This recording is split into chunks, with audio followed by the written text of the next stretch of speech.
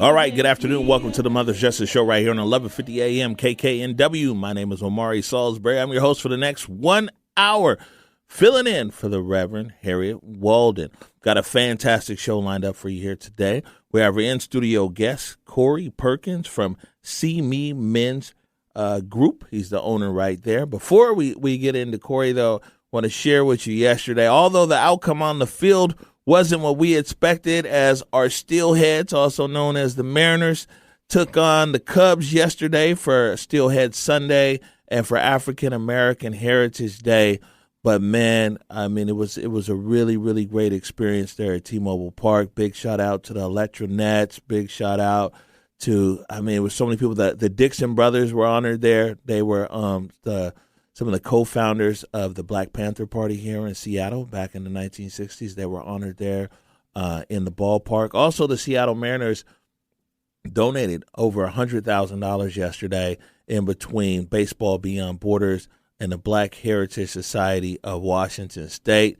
Man, it was a lot of soul in the ballpark yesterday. And big shout out to my guy, Nate Jackson. We hung out with Nate Jackson up there in the suite.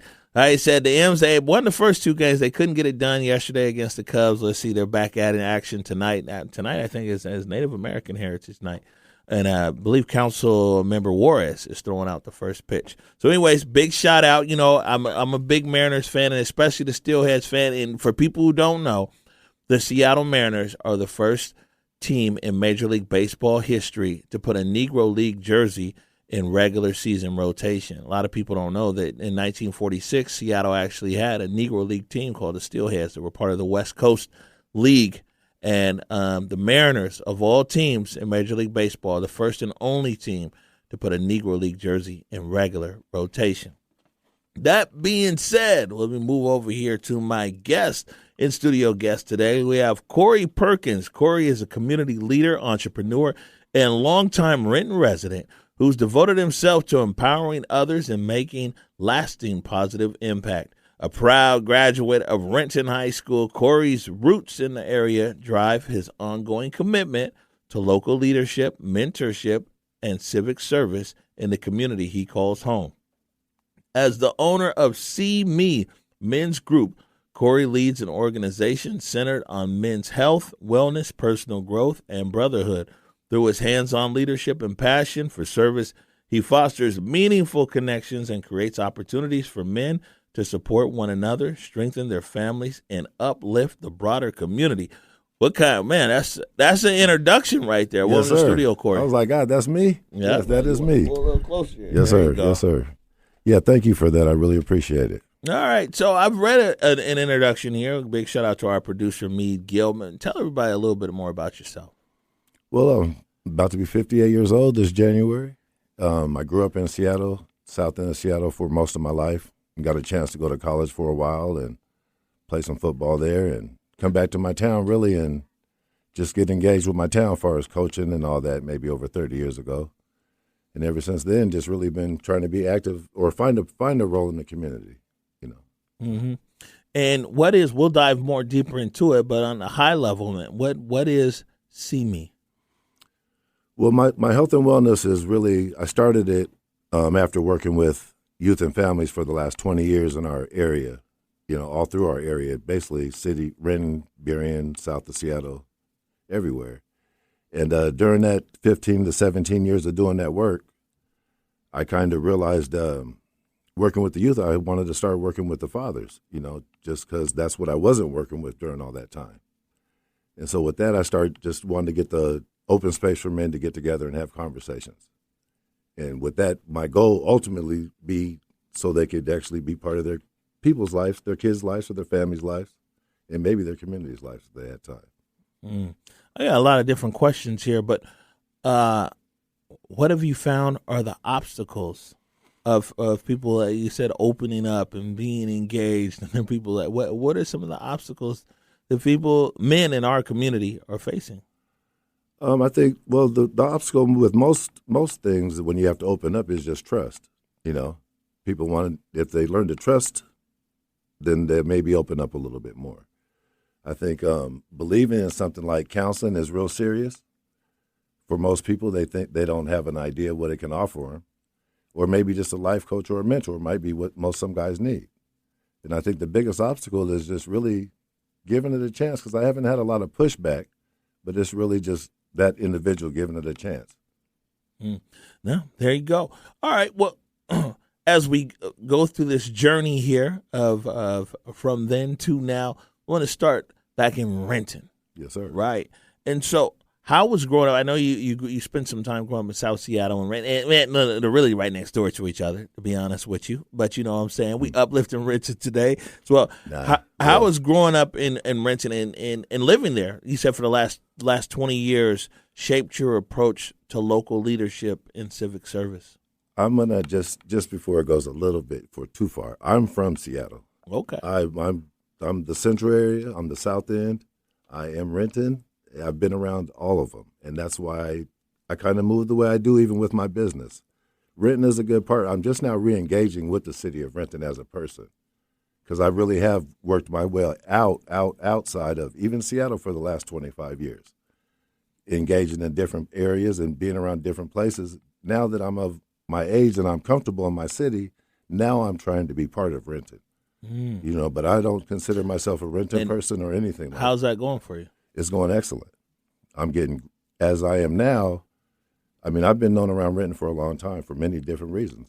And now I can go to any room and sit with anybody in our city and have a positive conversation about how I view the city of Renton and how things are moving after 35 years I've been here. Now I'm comfortable enough to do that, and they're really accepting to that now. Not saying it's going to move the needle at all, but they're willing to listen, and I know who to sit with and talk to. Right on. So tell me, what you touched on it a bit, and before we came on air, but man, what inspired you to launch See Me Men's Group, and what is the core mission? Like, what is the true outcome that you want to see? I think what inspired me once I got the ball rolling on it after my previous work, and this, I really, I had to realize that and tell myself that I'm good at this. I'm good at getting people to tell me where they're trying to go with what their life is, what they're doing, or what's going on currently. I mean, I've sat into many therapy sessions throughout my career, and I know how hard it is to get people to open up. It doesn't matter a person's race, age, situation, rich, poor, homeless. People open up to me in the first 5 minutes of our conversation. And once I realized that, it was like, wow, you're good at this. Then it starts getting deeper and deeper and deeper. We're talking about real topics. And I can only say that because that's what real topics were my job. So when I'm getting in this community the way I do, there's no doubt about it that this type of program is definitely needed. I've had no pushback really at all. I just had to figure out exactly what I wanted to offer. And at the end of the day, what I'm offering is exactly what I've been looking for in Seattle for the last 37 years as a grown-up. It's hard to get it. It's hard to get someone to say, hey, man, this is how it should go, or this is what my experience is, without, having some type of edge in it. Most cats don't want to look out for the next person. And if they do, it's very short term. I realized that even in the work I was doing, the follow through with families after a kid dies. What do we do with that mom that's still on alcohol or drugs? Not too much. But I still see them in our stores. I see them in our parks. I see them in the streets. I see them everywhere. And I can't walk past people without, once I get to know you, I'm going to care about what we're talking about. And I think they feel that real fast, and I get a lot, and I love it. Whether, No, I get it. I understand. So does this process or actually your business, are you guys are having like meetings, or is it one-on-one? Is it group outings, or it started out as an open space for men. We got together by once a month. I had a good, I went through the whole process. Like, I'm gonna get some OGs, some real veterans to be around me so I recruit older down. So I got some people I trusted, and we got together. And the first meeting we had, it got so deep just by the check-in by other men that had never been around each other, and how open and deep it got so fast. I was like, oh, we're onto it. This is what it's supposed to be about, with no judgment, And just to get people to open up like that around other people, is almost, I don't know where else I can go and get that in town. And I go a lot of places. I don't get that. I would love to walk in on it. And usually when people walk into that type of conversation, it's out of some type of punitive, someone's in trouble. Right. No, that's true. They have to be there. I would agree with you on that. That a lot of times when we hear about these type of situations, that it's mandated or it's intervention or things like that. We do see more different types of men's groups on the rise. There's the men's groups who like to run. And there's a Daddy Strollers Club, and so and I think that's a sign of that awareness that you spoke to earlier. That like guys in our community realize, like, yeah, man, we need our space. Yeah, and I think we do. And even with that being said, as a 57-year-old man, I don't get those emails for some reason, and I'm out here. You know what I mean? I know lots of people, but those are the ones like, how do we bring those together? Because everyone always had good ideas.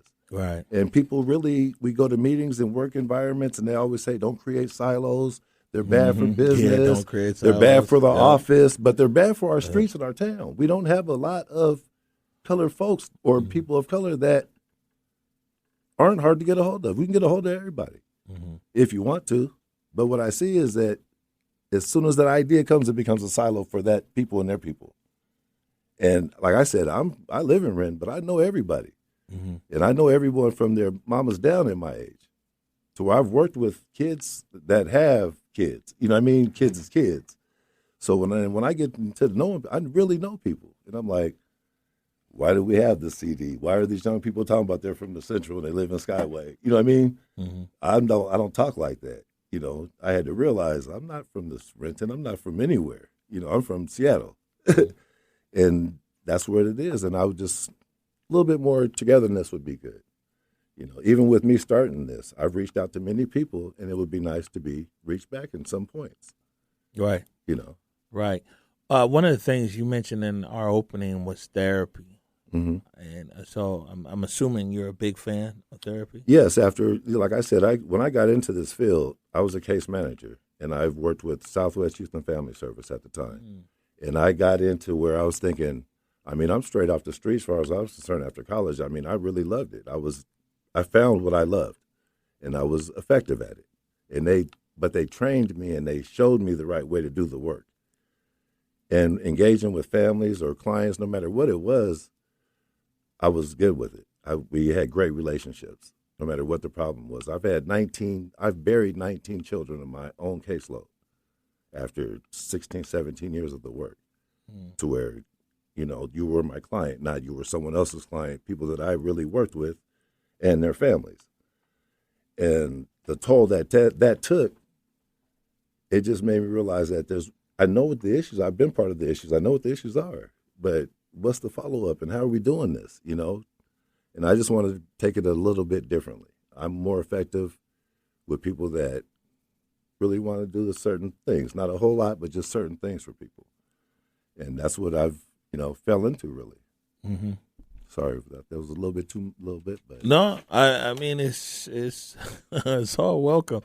What we're seeing converge is there's always been I guess we're 10 years old now. So, up until about 3-4 years ago, or maybe even less than that, a lot of communication around therapy and see a therapist and talk to a therapist was really centered in Black women. They were very vocal about that and everything else. And now we're seeing more and more Black men being like, hey, you know what? It's okay to talk to somebody. And then, the thing is, too, is a lot of stuff, it's on a lot of different levels in our community. Right. You know what I'm saying? So there's the therapist, and, of course, even above that, a psychiatrist and everything else. But below there as well, there's certified peer counselors, man. There's community healers. You know what I'm saying? Like in the barbershops now, the state of Washington did a program where they certified barbers and beauticians as certified peer counselors, because they're like, man, people go there and they're talking to the barber or beautician anyway. And before, where the barber or beautician might have been like, oh, man, that's what's up, I'm going to pray for you. Now they have a whole toolkit. of resources and be like, oh, what, man, you're behind on your rent. Oh, you should call these people. Oh, man, you're having, you need counseling issues, you and your wife, you should do this and that. And so on, being able to arm people in our community with tools and resources at whatever level that, that someone might engage with them on. You feel me? Yeah. For all the way up. And that talk is definitely important. Well, I think what I tend to talk to people the way I do now is the importance of therapy is usually when people have a lot going on, they're only going to talk to people in their circle, around their circle, or by their, even if it's at work. It's certain people's going to have a certain level of support for you. And there's going to be everyone always feels like there's someone's judging everything they say. Mm-hmm. And it's nice to go and have someone actually just listen. It doesn't have, I found out it doesn't have to be, a lot of people of color think, oh, I need a black man counselor. No. Well, you move to Seattle, you're not going to find that black man counselor, and you're going to keep thinking about that for a while.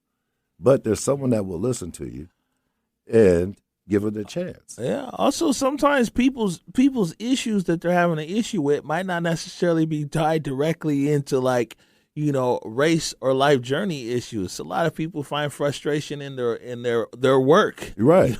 Frustration in relationship, frustration in dealing with family. You know what I'm saying? And sometimes we put ourselves in that box and saying that only somebody black is somebody that we can talk to. Right. And sometimes that is the case, but a lot of times, man, you'd be surprised. Just start talking. And speaking of that, right here is when you initially formed the initial focus of See Me Men's Group supporting men of color, but you've later explained your clientele is to all men of character.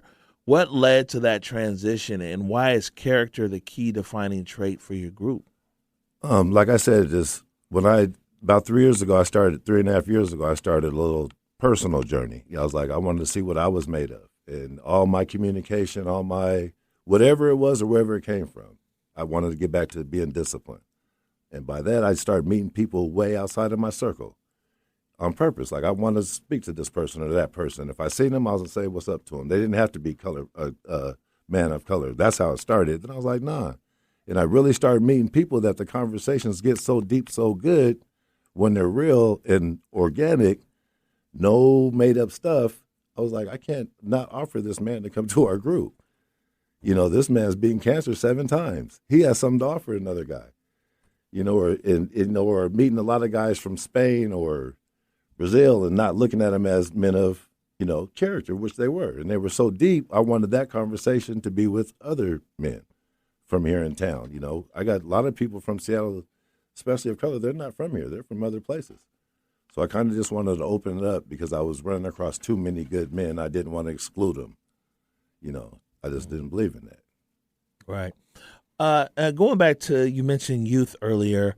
With 19 years of experience working with at-risk youth and families, how have you seen the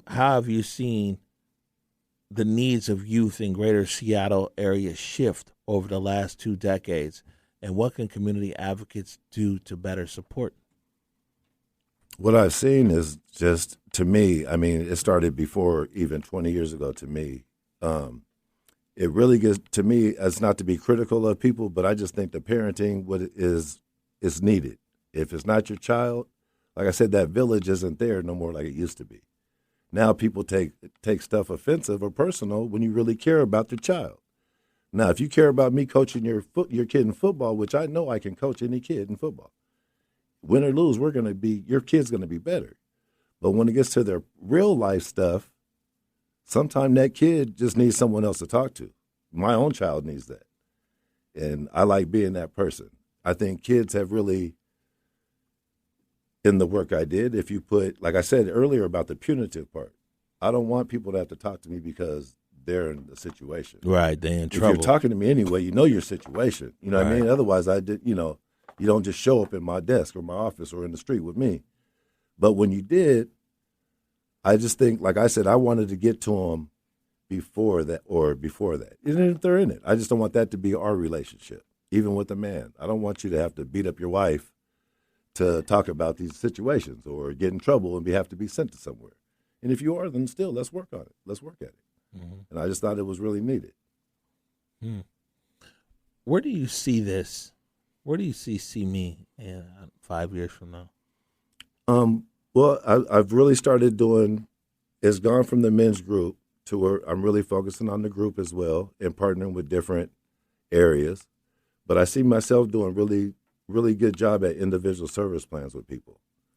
Whether whatever they're doing with life, if they have goals they want to attain and they want someone else, I just like the way that our relationship goes, and I can hold people accountable in a certain way that they might not be getting from their therapist or their counselor.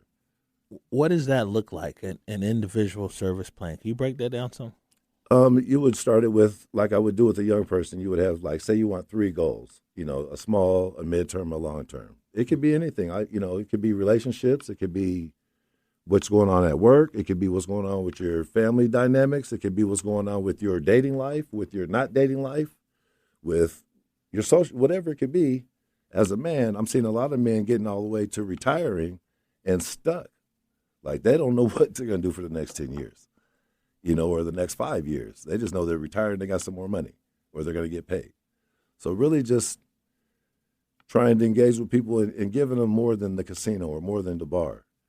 You know what I'm saying? Or more than the dating app or something like that. Really just, there's a group of men out here that everyone's been through the same stuff. And especially as we're experiencing with all this death, every day in different ways or different people passing away, just the grief and loss by itself is something serious to men that needs to be offered on a regular type basis. Because there's just people that they won't talk about nothing. It could be their wife died, and they won't say a word for the next 10 years. Or a female, and their husband's dying. They're just it's hard to reopen up and have anyone think anyone even cares about you. Yeah, I think that that right there, that's real. And we see, unfortunately, in our community, of course, all communities are impacted by loss and grief, but it's compounded in our community, and because it's so interconnected a lot of times, where there's so many people that I know that their child might have gotten killed, but then also someone else in the family had gotten killed, and then there's somebody else who might have committed suicide, and then it's so much trauma, PTSD, all kinds of stuff that are just layered on layer, and it comes so fast. No one ever gets to be able to heal from the last tragedy. No, and that's what I just had to really help my friend. His mom just passed of cancer.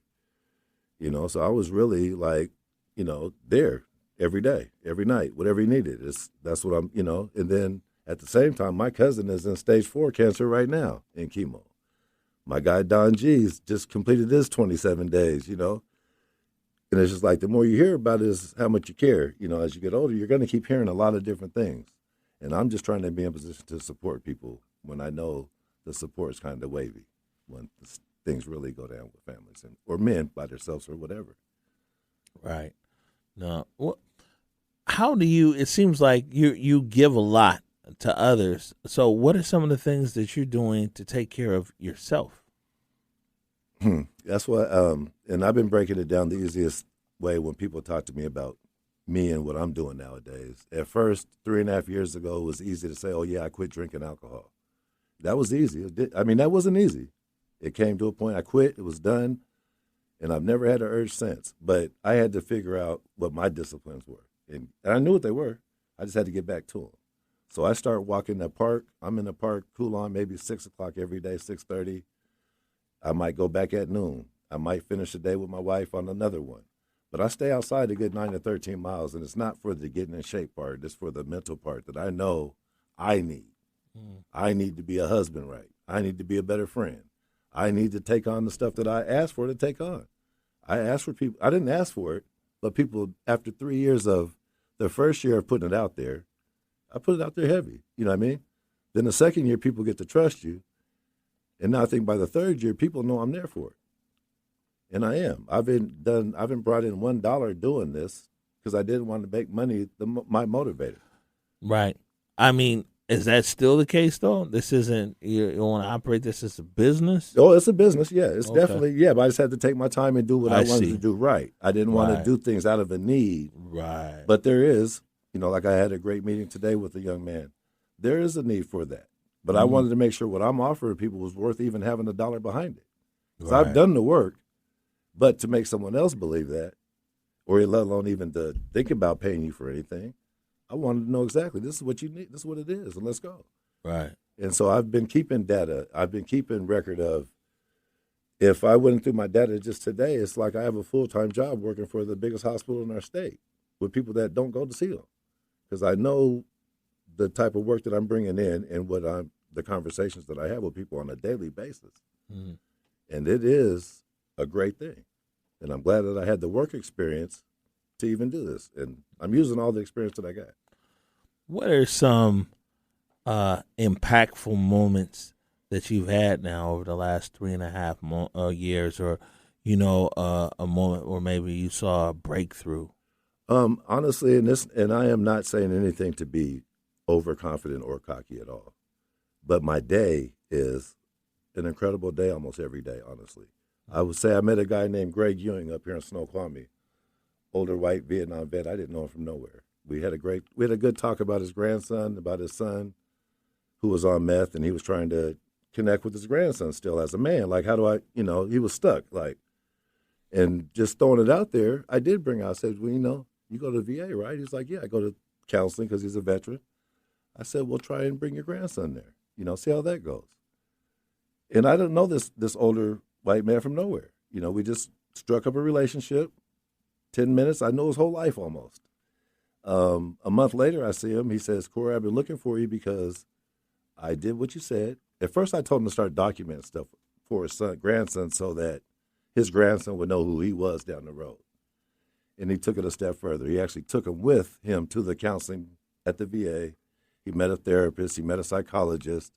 And the little kid was open to seeing what that was without being in trouble or seeing what his grandpa was going through or talking to about his issues. But when he left there, the man chased me down, and he couldn't believe how great it went. I have texts in here now that's saying, hey, thank you. It was because of you I did this, this, and that, and things are great.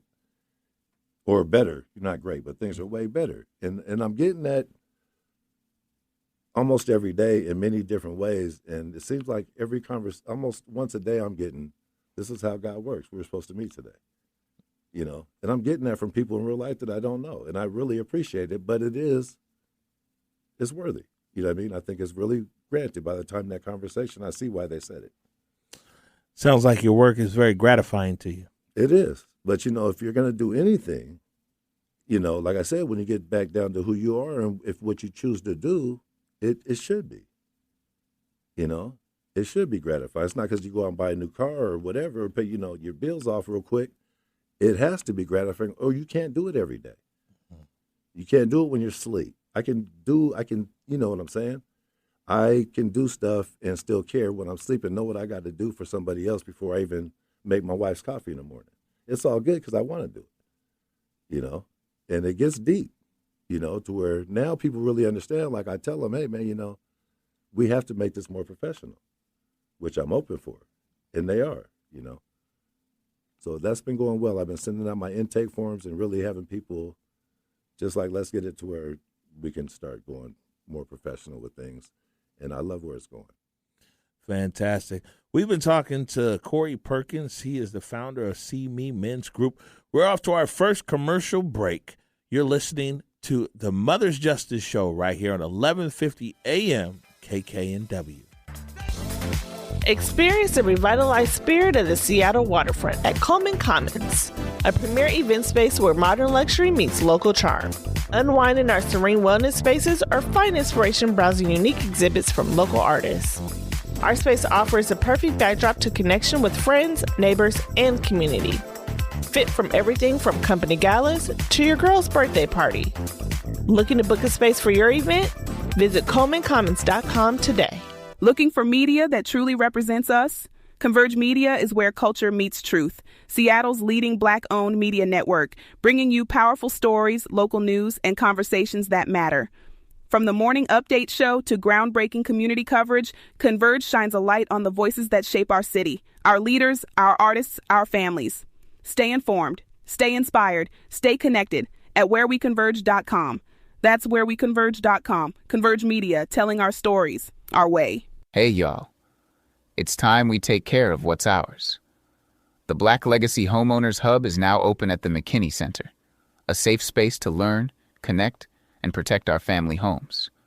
Whether you're fixing up your house, passing it down, or just trying to hold on, we've got real people, real help, and real answers waiting for you. So come on by. Drop in between 10 a.m. and 2 p.m. at the McKinney Center on 21st and Jackson. Let's keep our legacy strong, together. When our children aren't safe, none of us can rest. Mothers for Police Accountability has been standing on the front lines for decades, demanding justice, truth, and transparency in Seattle. But we can't do it alone. We need you, parents, students, neighbors, to join us. Volunteer, speak up, be part of the movement that keeps our communities safe and our voices heard. Visit mothersforpoliceaccountability.org. That's mothersforpoliceaccountability.org. And stand with the mothers who never stop fighting for what's right. Mothers for Police Accountability. Love in action for justice. Being a Black homeowner in the Pacific Northwest comes with questions, and you don't have to find the answers alone. Black Homeowner Magazine is your trusted source for support, education, and community, helping you protect your home, your equity, and your generational legacy. Inside every issue, you'll find real stories, expert guidance, and local resources, all designed to keep Black homeowners informed, connected, and rooted right here in the Pacific Northwest. Because ownership is more than property, it's community. Black Homeowner Magazine, where ownership meets community. Broaden your horizons. You'll be amazed at all the topics we cover on Alternative Talk 1150. All right, welcome back to the Mother's Justice Show right here on 1150 AM KKNW. My name is Omari Salisbury, known on the streets of the Central District as the Big O. We're in the studio today with Corey Perkins. He's the founder of See Me Men's Group, having a conversation here about, man, really the importance of space for men to connect and talk. And it not necessarily be a forced space either, or not necessarily dictated by the criminal legal system, but you know what I'm saying. But for men, especially men of character, to come together, collaborate, congregate, and to build. So I got a few more questions for you here, Corey. Sir. From your perspective, and you talked to a lot of people in your career beforehand. And now your work here with See Me. My question for you is, what are the most pressing social advocacy issues facing the Northwest Black community as you see it? And, of course, community is big and wide and everything else, but in your purview. I guess from my perspective, what I would, if I could see something change in our town, really, I would like to just see more pride in being a parent, I guess. More pride in it's nice to have kids. It's lovely. That first day is great. But I really would like to see just more pride in parenting. And it's not so much a man or the woman. I don't think you need a mom and a dad to be a good parent. If you have it, that's great. But I would like to see pride in that, like we got pride in a lot of other things. You know, or say we have pride in it. You bring us something interesting. That's a very good topic. It's a very good point right there.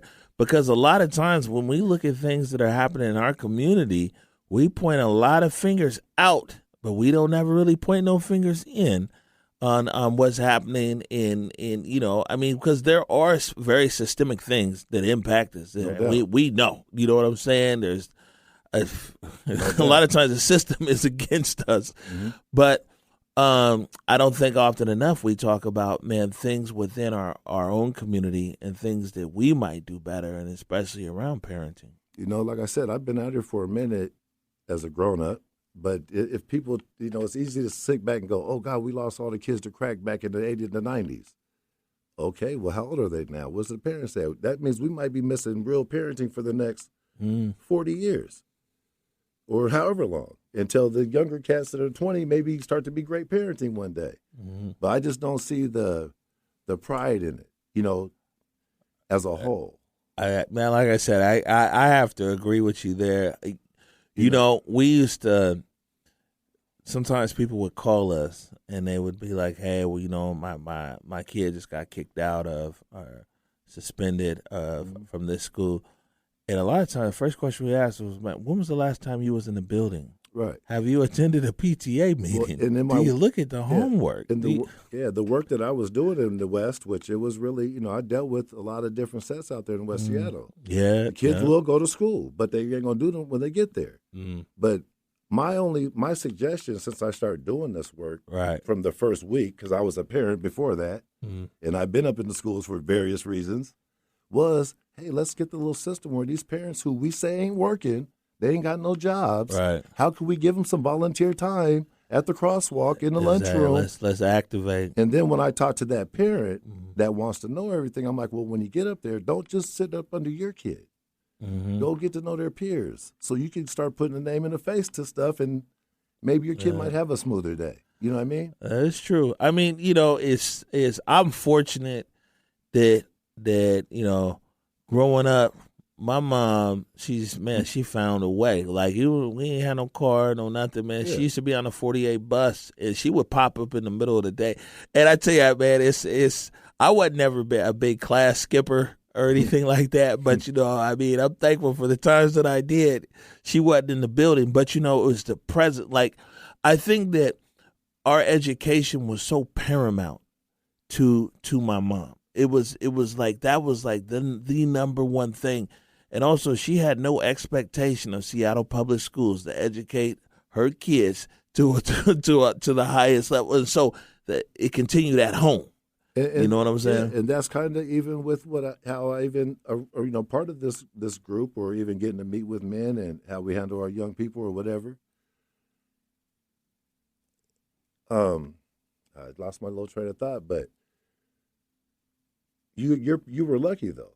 And what I'm saying is, I can go through this town and count. Like nowadays, I joke with people. We all joke, like, "Oh, you was special because you had a dad, or you had a family, or your mom cared." You know what I mean? Yeah. That's almost like so hard to get nowadays. I would be happy with. That's what I'm saying about pride.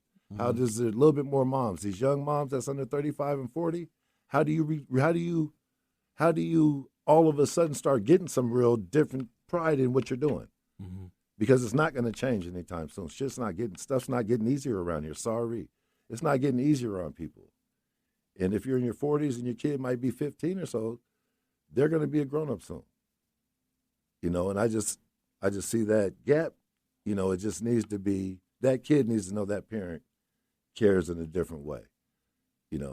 That's just what would like to be part of, especially a dad. If a dad's got the chance to change, they really need to do it, because we are quick to accuse everybody of the way our kids are acting. Yeah. But it would be nice for that kid to be like, it's not that my dad's going to discipline me so much, but I need someone to talk to. Otherwise, it's going to be someone in these streets or another dad. I mean, we deal with a lot of youth, and we deal with a lot of youth that are on the precipice. Right. And so, of course, there's young people who are in the system, offenders, might have been accused of a crime or convicted of a crime. But a lot of the youth that we deal with, they're on the precipice. It could go either way. You know what I'm saying? And I mean, our big message is like, man, we got to find a way for these young people to want to give themselves a chance. And that message isn't necessarily coming from home.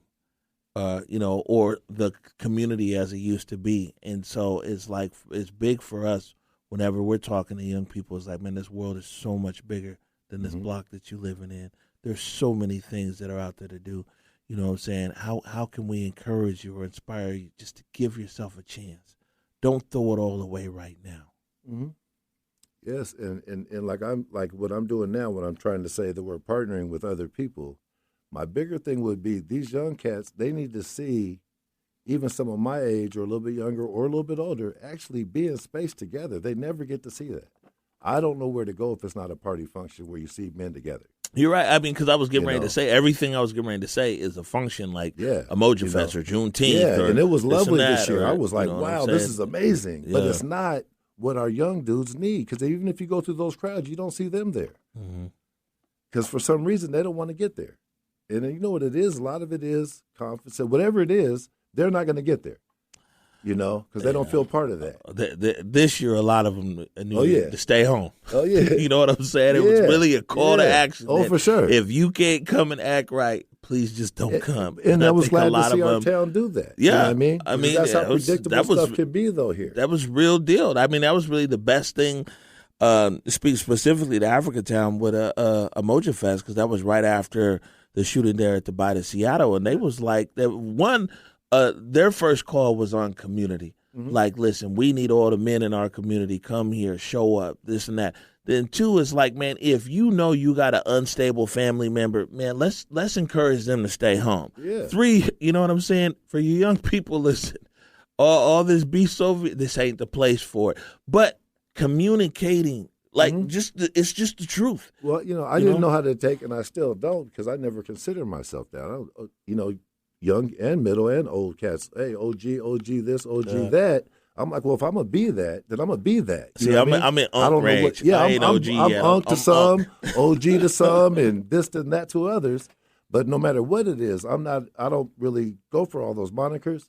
But if I'm going to be that to you person, it's going to be for this reason, because I'm going to stay consistent.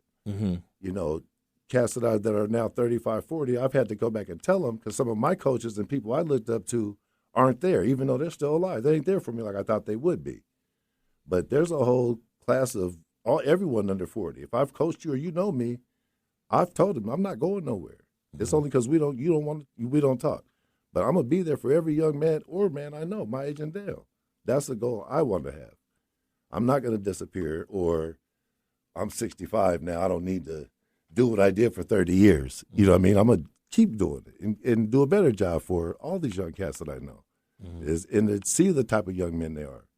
That's what I want to see. So when they do leave town, they can say, yeah, I'm from here, and they represent their families right. Right. It says, man, you lost 75 pounds? Yes. That's real? Okay. Yes, well, the sir. question here is, 85, actually. you've personally overcome significant challenges, including quitting alcohol and losing, 85 pounds? Yes, sir. How does your personal transformation influence the empathy and guidance you provide to men that you mentor? Empathy, I see. Now, words, I've been really on my words these last couple of years. And I think my personal journey, he said? Oh, yeah. No. The best thing is it's written down. I wish it was off the top of my head. I said you personally overcome significant challenges, including quitting alcohol and losing 85 pounds. How does your personal transformation influence the empathy and guidance you provide to the men that you mentor? I think when I did stop the drinking and losing the weight and all that type of stuff, to me, it was what I thought was just supposed to happen. I didn't look at the obstacles or this or that. Now dealing with the people that I have, that's come in different waves. Some people like, well, great, but I had to find myself not talking so much about what I did for me, because everyone's different. I could kind of give my ideas what work, and but it's really just getting back to being disciplined and wanting to live longer. That's why I had to get my stuff, and everyone doesn't have that goal. That's what I realized. I really tried with different people, like, hey, come and do this, come and do that, but I realized that wasn't going to sustain. I just had to stay on my mission, and if people want to come together like they are now, then I appreciate it. But I really had to learn, I guess, the word grace. A guy named Bill Elby told me I need to learn what grace is. Because I didn't know what it was important. At first. I didn't know what it was. Space and grace, man. Right. So 100%. I didn't really know what it was. It was like, he's like, you're coming at me, right? But you're not, So I had to think about it. I was like, I got to figure out what grace is. And then everyone has a different term of it. And I was like, it doesn't matter what it is. I just need to apply that to my life when I'm doing what I'm doing even. Right. I know, like, for me, in a very personal way, I got injured covering the Seattle protests back in 2020, and my hip, and then it got so bad that I actually ended up getting a hip replacement back in October. It'll be 1 year, but it wasn't until I could barely walk, and then I'd be trying to walk across the street. You know what I'm saying? Or I'd be trying to get upstairs, or it gave me a whole new sense of empathy for people. And my situation ended up being temporary, but it gave me a whole new sense of empathy and understanding and grace, as you would say, for people who have disabilities People have, I used to be like, man, I need to hurry up and get across the crosswalk. I'm trying to turn. Those thoughts don't come out my mouth anymore. You know what I'm saying? Those kind of things. So it's transformational to me in going through that life experience of barely being able to walk or to even do my job to now, like, I'm moving around and I'm moving and grooving. But that time of limited mobility and constant pain, it really gave a heightened sense of empathy for other people who might be that is their life circumstance, And I guess to that I would say that I realized that the circles I was not just our town period. That's a circle to me. A lot of family a lot of situations with relationships, jobs, motivation, lack of motivation. It was revolved around drinking for a lot of cats. And I try not to talk to them about that because that's their business and I have to handle it my way. But when it really got down to it we could talk all day. But if this is really what's holding you back, then we need to talk about that. And at first it was like, no, I don't, most cats don't want to talk about it. But over the years, it's been, hey, man, I've been done drinking for 8 months. I didn't want to tell you till I got somewhere. Or, hey, man, I done lost 25 pounds. I just wanted to tell you when I got somewhere. So I was like, all that was effective 2 and 3 years ago. I just didn't see it because people really created space for me. Like, oh, I'm going to go ahead and do what he was talking about or whatever sounded right. And I've seen a lot of people do that. And the empathy part, I guess, really comes in to see it. For me, I can say it was easy and downgraded all I want to. It wasn't easy. Otherwise, I wouldn't have waited 57 years to do it. But most cats, I believe, that I know personally, whether we played sports, walked the streets, did anything, worked together. And it's not to be judgmental because I try to take that out of my whole conversation or who I am now, no judging. But that was the hardest part was the drinking and having empathy for how hard it is to quit that just to make other stuff fall in place. Is that you might just drink after work. It might just be beer. It might be all that. But it's the combination of everything that's still keeping you the way you are. Yeah, no, my colleague Eric, he's I guess 8 years sober, and he was like, "Hey, listen, man, the first thing that happened when I moved into sobriety is like, man, I lost all my friends because all of their connections were around drinking. You know what I'm saying? It's like that's where all they connected. He was like, yeah, man, I lost all my friends. Yeah, and that could be it. And the way I was before that, I really wasn't running in a circle, but I have a circle. But when you try to get into that, when you go back in that circle, and that's why I was glad to engage with the whole town again. Because I've been doing my own thing for like 20 years, whether I was at work or wherever.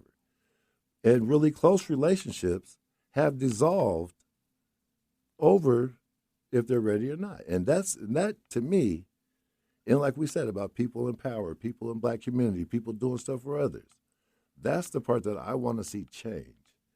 We can still be close, man. You know what I mean? We can still work together. It's not no judgment.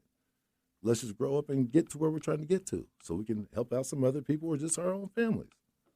Yeah, no, I feel that. What are some common struggles that unite men regardless of their background or income level?